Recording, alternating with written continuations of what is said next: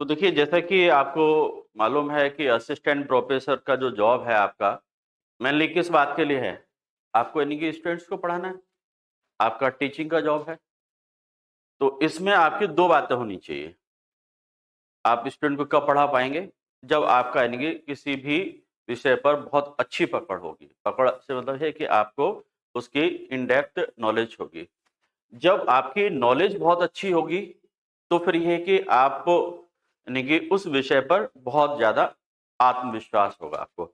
अपने विषय पर आत्मविश्वास होना बहुत ज़रूरी होता है कि जब आपको कॉन्फिडेंस होगा, तो ही जाकर के आपकी अच्छी अभिव्यक्ति हो पाएगी। कॉन्फिडेंस आपको बहुत है, आपको नॉलेज भी बहुत है, लेकिन यहाँ पर एक स्किल की ज़रूरत भी होती है और वो स्किल होती है आपकी टीचिंग स्किल।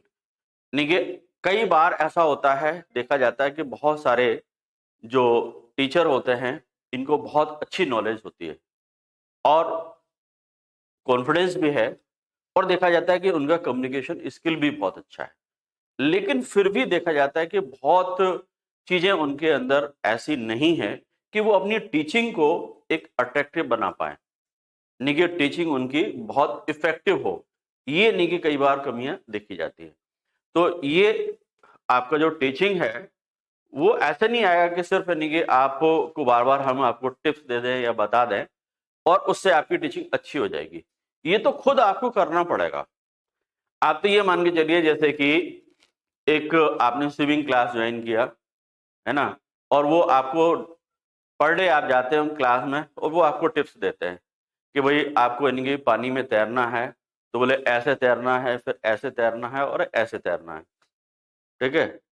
कभी पानी में आपको नहीं उतारा या आपको फ़ोर व्हीलर सीखनी है, ड्राइविंग सीखनी है। आपने बढ़िया अच्छा एक स्कूल चुना ड्राइविंग स्कूल और उसको आपने जॉइन कर लिया जाकर के। वहाँ पर डे आपकी यानी कि 1 घंटे की क्लास होती, उसमें बहुत अच्छी-अच्छी बातें बताई जाती। गाड़ी के सारे आपको फीचर्स बता दिए जाते हैं और आपको टेक्निक भी बता दी जाती है और वहाँ पर एक आभासी तौर पर क्या होता है कि वहाँ ऐसी यानी कि सीन क्रिएट किए जाते हैं, ऐसी मशीन लगी होती है, जिस पर आप प्रैक्टिस कर सकते हैं कि आप गाड़ी चला रहे हैं। तो ये सारी चीज़ें मैं आपको करवाता रहूँ और कह दूँ कि साहब आप गाड़ी सीख जाओगे, तो ये संभव ही नहीं है।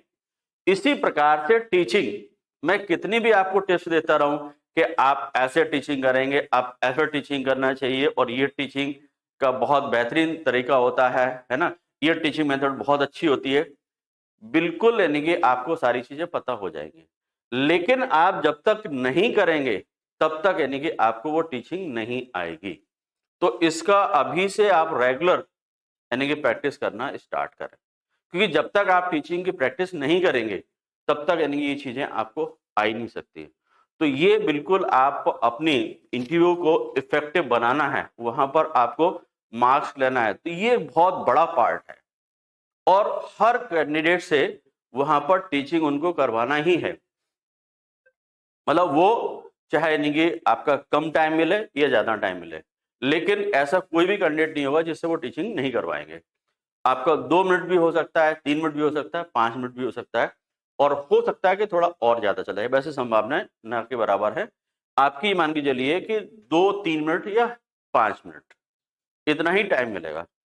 सुबह आपको कितना मिला था वहाँ पर? हाँ, मतलब मैंने कहा ना कि मैक्सिमम आपका यानी कि 5 मिनट की संभावना पूरी-पूरी है। उससे कम भी हो सकता है, थोड़ा कम-ज़्यादा हो सकता है। लेकिन एक एवरेज मान के चलें तो हर कैंडिडेट को 5 मिनट इनकी टीचिंग के लिए मिलना है। तो ये सबसे बेस्ट परफॉर्मेंस का वो वहाँ पर होता है कि यदि आपने टीचिंग बहुत अच्छी कर दी, तो सारी चीज़ें एक तरफ। क्योंकि असिस्टेंट प्रोफेसर का मेन काम क्या है? टीचिंग करना ही तो है। भई आपकी नॉलेज बहुत अच्छी है, आप अपनी सब्जेक्ट में बहुत अच्छी पकड़ है आपकी, लेकिन आपकी टीचिंग अच्छी नहीं है, तो वो यानी कि व्यर्थ की है। बहुत अच्छा ज्ञान है, लेकिन उस यानी कि ज्ञान की आप यानी कि डिलीवर नहीं कर पा रहे हैं, अपने स्टूडेंट तक नहीं पहुँचा पा रहे हैं, तो वो सबसे मतलब कोई मतलब का ही नहीं, वो यूज़ ही नहीं है। तो यहाँ पर आपके अंदर जो देखना चाहते हैं, वो एक अच्छा टीचिंग स्किल देखना चाहते हैं और वो टीचिंग स्किल आपको खुद डेवलप करना पड़ेगा। आपको बार-बार प्रैक्टिस करनी पड़ेगी। अब इसके मैं कुछ आपको टिप्स ज़रूर दे देता हूँ कि आपको बता देता हूँ कि आपको क्या करना चाहिए।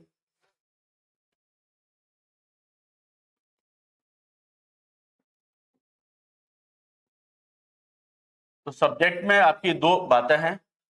तो पहला तो यही है कि आपको आपकी अच्छी नॉलेज होना चाहिए सब्जेक्ट की, और फिर दूसरा आपका टीचिंग।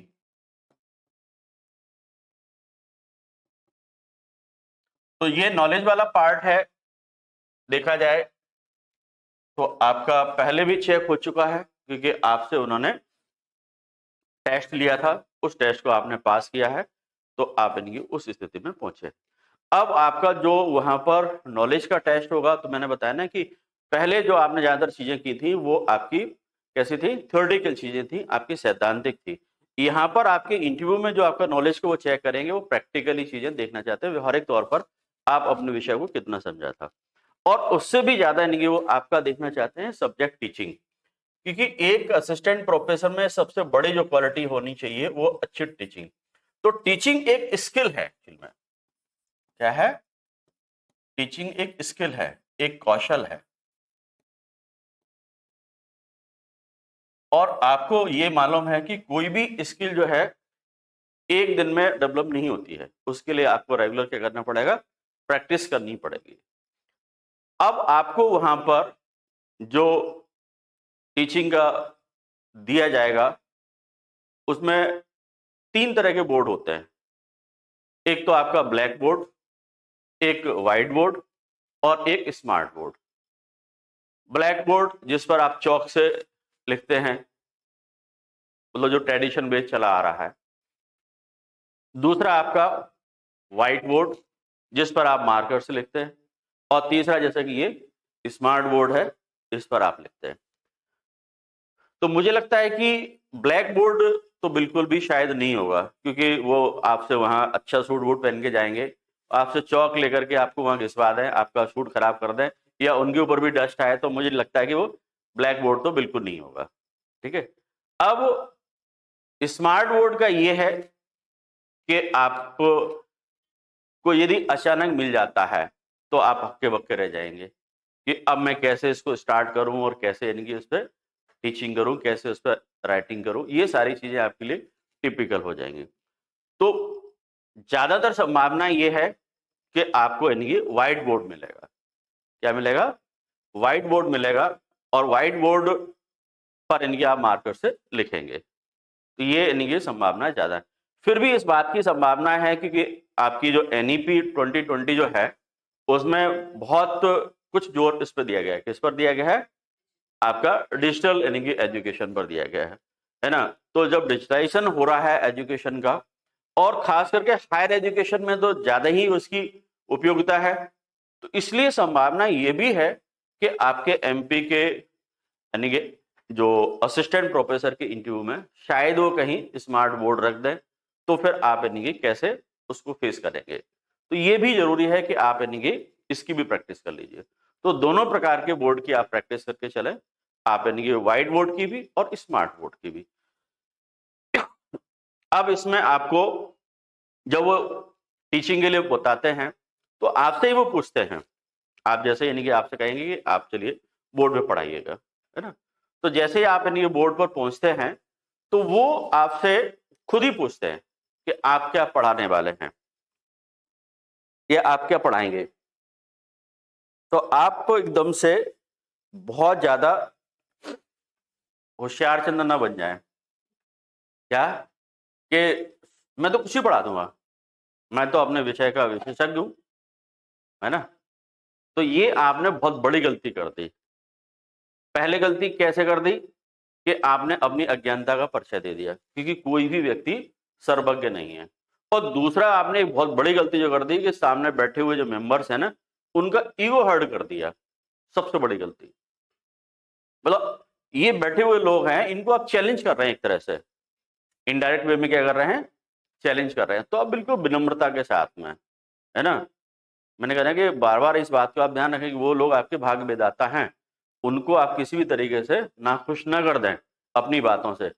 सब इंटरव्यू आपका वहीं खत्म हो गया, आगे कोई बात ही नहीं है। अब वो आपकी टीचिंग में कोई इंटरेस्ट ही नहीं है, क्योंकि ये व्यक्ति इतना एरोगेंट है कि इसको हम क्यों लें भाई, समझ रहे ना। आप सब्जेक्ट के अच्छे ज्ञाता हो सकते हैं, आप यानी कि अच्छी टीचिंग हो सकती है, लेकिन अच्छे इंसान तो नहीं है, आपके वो क्वालिटी तो नहीं है कि आप इनके स्टूडेंट के बीच में अपनी बात को अच्छी तरह से रखेंगे या स्टूडेंट को जोड़ पाएंगे, कनेक्ट कर पाएंगे। तो ये चीजें भी आप ध्यान रखें। तो वहां पर आपको क्या करना है, अपने सब्जेक्ट को बता दीजिए कि सर मैं इस टॉपिक पर पढ़ाने वाला हूं। ठीक है, जो भी आप टॉपिक चूज करें तो सब्जेक्ट जो है ना, टॉपिक बहुत छोटा होना चाहिए। कैसा होना चाहिए? बहुत छोटा होना चाहिए, क्योंकि बड़ा टॉपिक लेंगे और उसको आपको 5 मिनट में खत्म करेंगे तो वो पॉसिबल ही नहीं है, तो वो अधूरा सा रह जाएगा। और उसमें भी आपसे क्रॉस क्वेश्चनिंग भी होनी है, ऐसा नहीं कि आपको फ्लो में ही चलने दिया जाएगा, कई आपके क्रॉस क्वेश्चन वहां पर हो जाएंगे। तो आप टॉपिक को बहुत छोटा, लिमिटेड चुनेंगे। ठीक है, जैसे मान लीजिए आपने टॉपिक ले लिया गांधी जी। ठीक है, अब गांधी जी आपने ले लिया तो बहुत बड़ी गलती कर दी, क्योंकि गांधी जी एक व्यक्ति नहीं, एक संस्था है।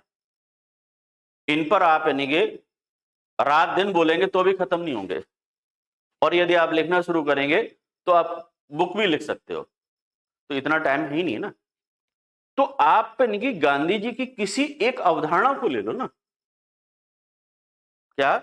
गांधी जी की किसी भी एक अवधारणा को ले लो या किसी एक मोमेंट को ले लो।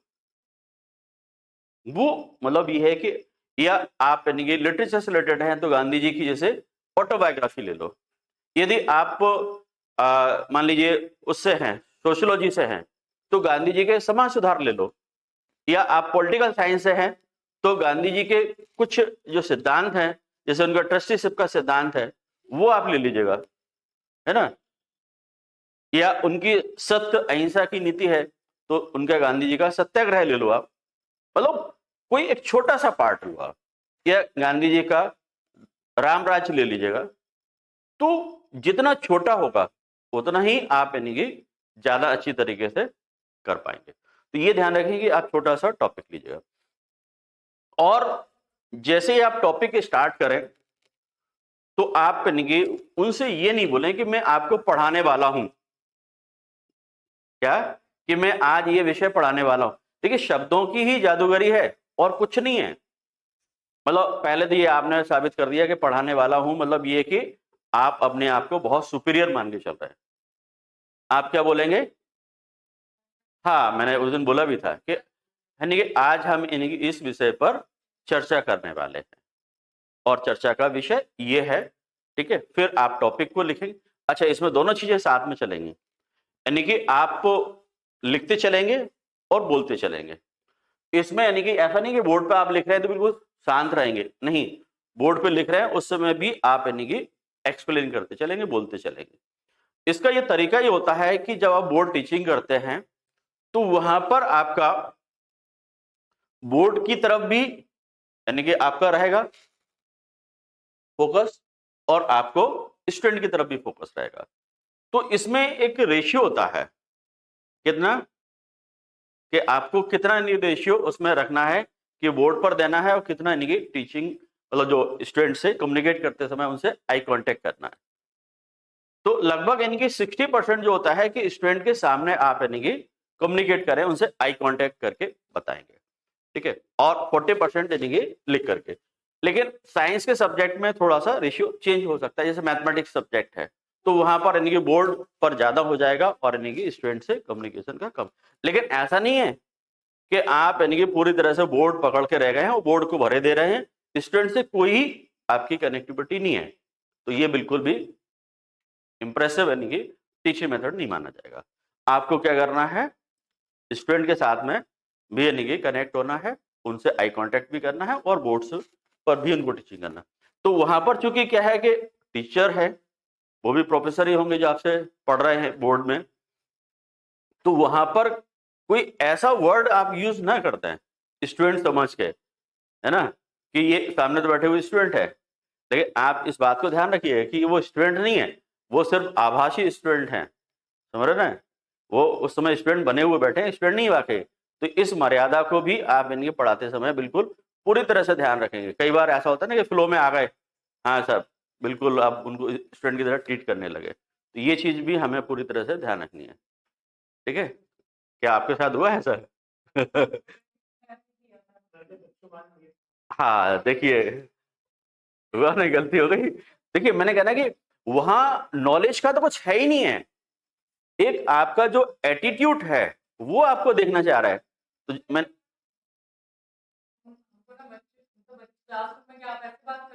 हम्म जी जी हाँ हाँ जी जी, नए नए लोगों से बात करना। हाँ हाँ ठीक है। हाँ जी जी, अंकल बोल रही हो, हाँ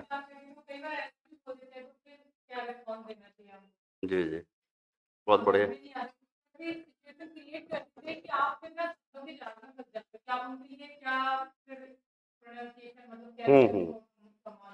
जी जी,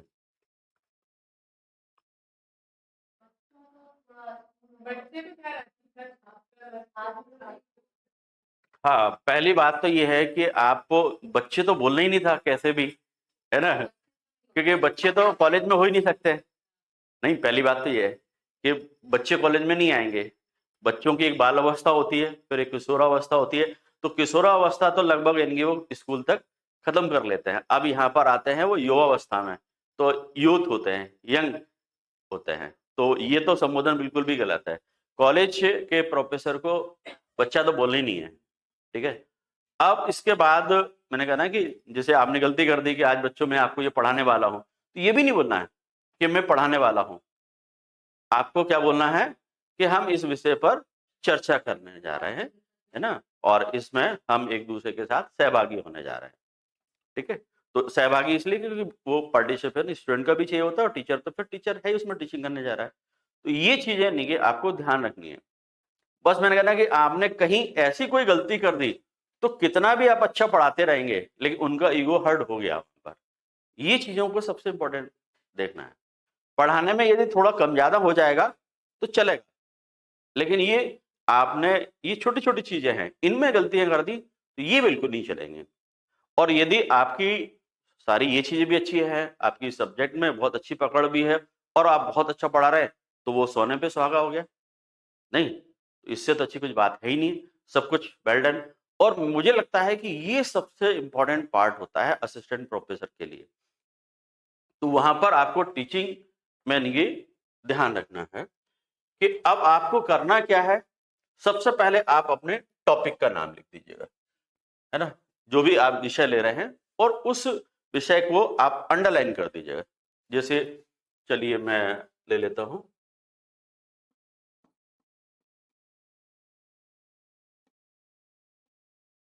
गांधी जी का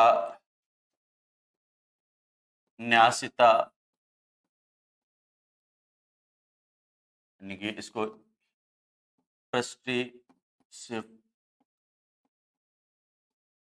का सिद्धांत।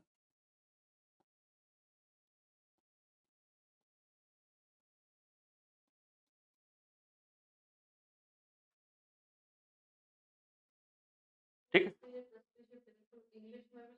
हाँ इंग्लिश में भी आप लिख सकते हो और हिंदी में भी लिख सकते हो, ब्रैकेट में। बिल्कुल, जो आप ब्रैकेट वाला वर्ड है वो आप इंग्लिश में भी लिख सकते हो, और बेहतर है कि इंग्लिश में लिखें, है ना, जिस टाइप का वर्ड है वो उसी लैंग्वेज में लिखेंगे तो ज्यादा अच्छा रहेगा। और इंग्लिश मीडियम वालों से भी मेरी यही कहना है कि आप लोग वर्ड यानी कि वहां पर इंग्लिश में लिख लें, कोई दिक्कत नहीं है, लेकिन आपका जो कम्युनिकेशन है ना वो हिंदी में ही होना चाहिए। और कोशिश ये करें इंग्लिश के साथ साथ में हिंदी भी लिख लें, दोनों वर्ड्स लिख लेते हैं तो ज्यादा ठीक रहेगा आपको। ठीक है, तो इस पर यानी कि जैसे आपने हेडिंग डाली कि आज हम गांधी जी का यानी कि न्यायता सिद्धांत या ट्रस्टीशिप के सिद्धांत पर चर्चा करने वाले हैं। ठीक है, तो अब आप क्या करेंगे, दो तरीके हो सकते हैं टीचिंग के।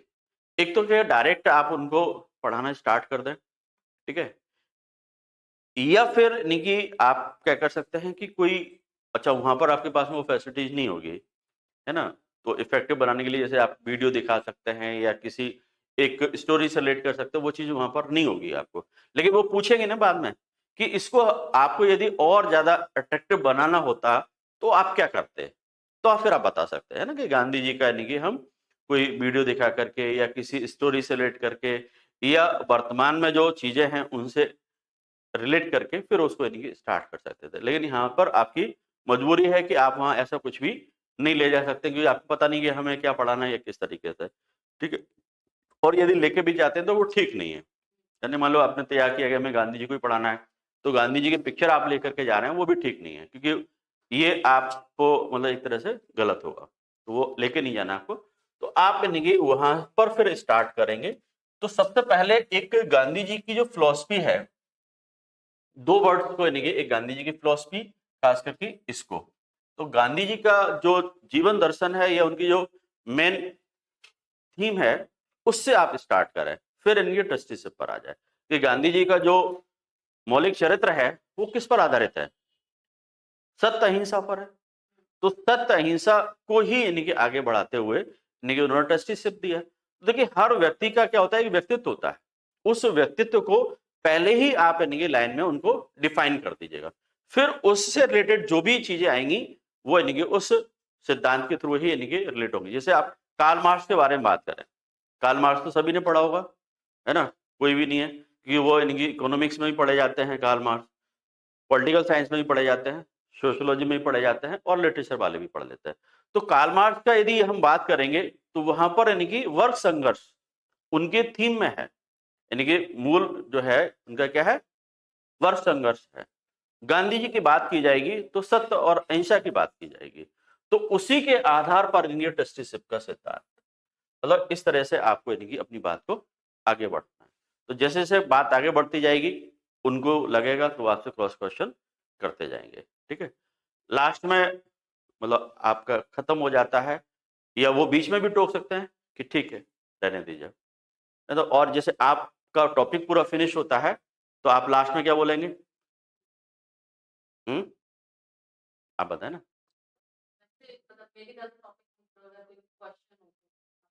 जी बिल्कुल, नहीं कि आप वहां पर बोल सकते हैं कि आज की क्लास यहीं पर समाप्त होती है, यदि आपके किसी प्रकार के कोई भी डाउट्स हैं तो आप मुझसे पूछ सकते हैं।